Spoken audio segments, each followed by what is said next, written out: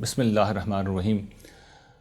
محترم ناظرین، اللہ تعالیٰ نے انسان کو اس دنیا میں اختیار دے کر پیدا کیا ہے، اس کو اپنی راہ دکھا دی ہے اور اس کے بعد یہ فیصلہ انسان پر چھوڑ دیا ہے کہ وہ نیکی کی طرف جاتا ہے یا برائی کی طرف۔ اس بات کو قرآن مجید نے کئی مقامات پر بیان کیا ہے۔ ایک جگہ اس طرح بیان کیا ہے، اِنَّا هَدَيْنَاهُ السَّبِيلَ اِمَّا شَاكِرًا وَإِمَّا كَفُورًا۔ قرآن مجید کی اس آیت کا مطلب یہ ہے کہ ہم نے اسے راہ دکھا دی ہے، اب اس کی مرضی ہے چاہے وہ شکر گزار بنے چاہے وہ ناشکرہ بنا۔ یہ انسان کا اپنا اختیار ہے۔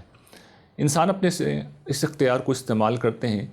بہت سے لوگ نیکی کی راہ پہ چلتے ہیں، لیکن بہت سے لوگ بدی کی راہ پہ بھی چلتے ہیں۔ نہ صرف چلتے ہیں بلکہ وہ برائی کو پھیلانے والے بن جاتے ہیں۔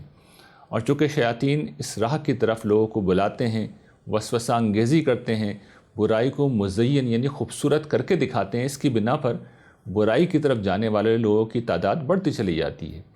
اس کی ایک مثال دور جدید کی پورن انڈسٹری ہے، جو عام سینما کے مقابلے میں، ہالی ووڈ جیسی بڑی انڈسٹری کے مقابلے میں اس کی آمدنی اس سے زیادہ ہے۔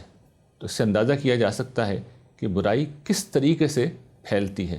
اس کو حضرت عیسیٰ علیہ السلام نے اس طرح بیان کیا تھا کہ نیکی کی راہ تنگ ہے، اس پہ چلنے والے لوگ تھوڑے ہیں، اور برائی کی راہ بہت کشادہ ہے اور اس پر چلنے والے لوگ بہت زیادہ ہیں۔ یہ صورتحال دیکھ کر جو نیک لوگ ہیں وہ پریشان ہوتے ہیں۔ تو قرآن مجید نے ایسے ہی صالحین کو وہ راستہ بتایا ہے جس کو اختیار کر کے ہم برائی کو ختم تو نہیں کر سکتے لیکن منیمائز ضرور کر سکتے ہیں۔ وہ راستہ قرآن مجید نے سورہ والعصر میں اس طرح بیان کیا ہے کہ والعصر ان الانسان لفی خسر الا الذین آمنوا وعملوا الصالحات وتواصوا بالحق وتواصوا بالصبر۔ زمانے کی قسم، انسان خسارے میں پڑ کر رہیں گے سوائے ان کے جو ایمان لائے، اعمال صالح کیے، حق کی تلقین کی اور حق پر ثابت قدمی کی تلقین کی۔ تو ایمان لانا ضروری ہے، اعمال صالح کرنا ضروری ہے، اور پھر تواصی بالحق، تواصی بالصبر یعنی حق کی تلقین اور حق پر ثابت قدمی کی تلقین ضروری ہے۔ اب اس بات کو سمجھ لیے اس کا مطلب کیا ہے۔ اس کا مطلب یہ ہے، پہلی بات تو یہ کہ یہ کام اپنے قریبی سرکل میں کرنے کا ہے، اس لیے کہ یہ دو طرفہ کام ہے۔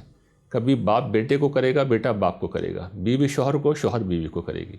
دوسری بات یہ ہے کہ یہ تلقین حق کی ہونی چاہیے، یعنی وہ مسلمہ سچائی جس میں کوئی بحث نہ ہو، یعنی وہ کوئی نزاعی مسئلہ نہ ہو، وہ اختلافی مسئلہ نہ ہو، وہ مسلمہ طور پر ایک حق ہو۔